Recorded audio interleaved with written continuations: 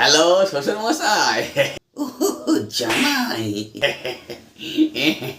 হঠাৎ করে আজকে ফোন করলে?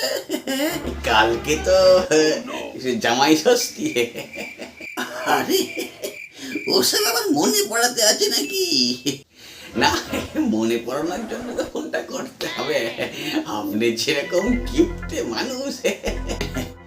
কিপ্টে তুমিও তো কিছু কম নয়। না মানে আয়োজনটা কিরম কি হলো? ভালো মন্দ 24 আয়োজন করেছেন নিশ্চয়ই। না, আয়োজন বলতে ওই এই আম, কলা, লিচু আর কাঁঠাল, এগুলো অনেক দাম বাবা। আমি আনতে পারিনি বুঝলে। এই তুমি যখন আসবে না, ওগুলো একটু নিয়ে এসো কেমন?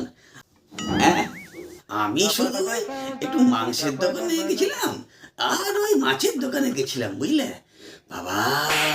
হাত দেওয়া যাচ্ছে না, এত দাম বুঝলে। ওটা একটু তুমি নিয়ে এসো কেমন? বলেন কি?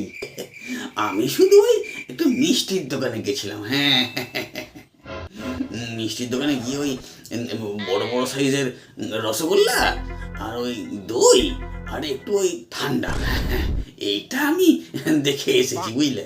তুমি তাহলে ওটা আসার সময় একটু নিয়ে এসো কেমন? আর আমি শেষকালে ওই জামা কাপড়ের দোকানে গেলাম। বাবা, কাপড়ের কি দাম!